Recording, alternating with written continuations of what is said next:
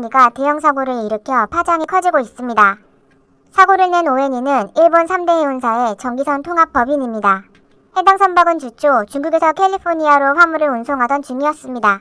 하지만 하와이 북서쪽에서 강풍과 큰 파도를 만나 컨테이너 1,800개를 유실한 것으로 나타났습니다.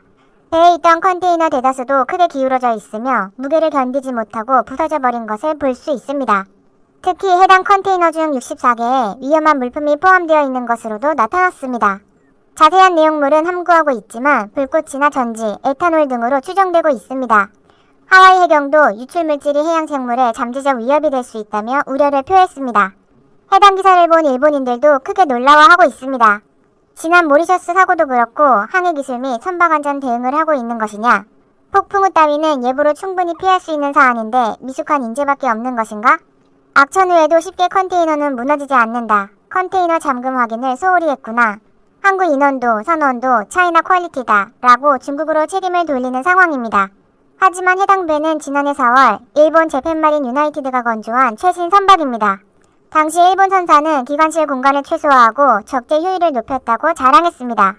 게다가 통합 내비게이션 시스템 도입으로 운항에도 차질이 없을 것이라고 밝혔습니다. 해당 선박은 일본 선급에서 증설을 받았고 일본 보험에도 가입되어 있습니다. 하지만 14,000 TEU급 대형 선박임을 감안할 때 폭풍우에 쉽게 당했다는 것은 이해가 되지 않는 내용입니다. 전문가들은 적재량 초과나 고정장치의 불량, 운항 미숙 등을 원인으로 예측하고 있습니다. 결국 하와이에서 일본 고베항으로 돌아와 남은 컨테이너 처리를 하는 상황입니다. 오에니 소속 컨테이너선 사고는 최근에도 여러 차례 발생한 적이 있습니다. 올 4월 부산항 접안 도중 부두에 설치된 크레인 오기를 망가뜨리는 사고를 내기도 했습니다.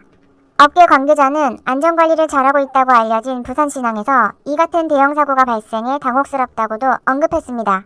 이로 인해 한국도 크레인 교체 작업을 하며 수출입에 차질을 입었습니다. 게다가 9월에도 부산신항에서 오에니가 운항하는 선박이 기름 유출 사고를 일으켜 구설수에 오르기도 했습니다. 이뿐만 아니라 지난 10월에도 운항 중 100개의 컨테이너를 분실한 바 있고 2017년에는 보스턴에서 여러 개의 컨테이너를 유실해 50만 달러 상당의 피해를 입히기도 했습니다. 이를 보면 안전 불감증뿐 아니라 구조적 문제가 아닌가 하는 의구심을 들게 하고 있습니다. 2013년 일본 해운사 MOL 선박도 가운데가 똑 부러져 침몰했던 사건이 있었습니다. 당시 배는 미쓰비시 중공업이 건조한 86,000톤급 초대형 화물선이었는데 신일본 제철이 최고의 철강을 사용해 세상에서 가장 튼튼한 배라고 자랑했지만 망신을 당한 바 있습니다. 게다가 최근에도 MOL 선박은 모리셔스에서 두동강이 나며 기름 유출을 일으키기도 했습니다. 그리고 11월 일본 앞바다에서 초등생 62명을 태운 소형 선박까지 침몰한 사건이 발생했습니다. 초등학생들은 모두 구조됐지만 놀라운 것은 12월 8일 인양 작업에서 발생했습니다. 인양 작업 중 로프가 끊어져 작업이 중단돼 버린 것입니다. 이를 본 일본인들은 정말 한심하다. 인양 회사의 계산 착오인가요? 선체의 무게, 선내 해수 등을 보고 와이어의 굵기를 결정해야 하지 않는가 라며 어이없다는 반응입니다. 그런데 이번에 오에니가 일으킨 컨테이너 사고는 한국에도 파장을 일으키고 있습니다. 최근 해운 운임이 강세를 보이는 상황에서 더욱 부르짖힌 것입니다.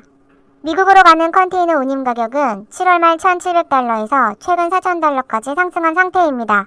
게다가 일본 해운사들은 이익을 더 챙기겠다며 한국을 건너뛰고 중국과 미국을 오가며 장사를 해왔습니다. 이에 따른 일본 오에니의 상반기 순이익은 전년보다 5.4배나 증가한 7,700억 원으로 나타났습니다. 하지만 이번 사고로 화주로부터 신뢰를 잃었을 뿐 아니라 막대한 손실까지 발생할 전망입니다. 한국은 2017년 한진해운 파산 여파로 현재까지 배와 컨테이너가 부족해 고난을 겪어왔습니다. 다행스러운 건 2018년 세웠던 해운대건 5개년 계획에 따라 초대형 컨테이너선 20척이 인도되고 있다는 것입니다. 내년부터는 사정이 점차 나아질 것으로 전망되고 있습니다. 한국해운사 HMM은 일반 컨테이너 43,000대와 냉장 냉동 컨테이너 1,200대를 발주한 상태입니다. 해당 물량이 확보된다면 신뢰를 잃은 일본 해운사를 대신해 한국은 날개를 펼칠 것입니다.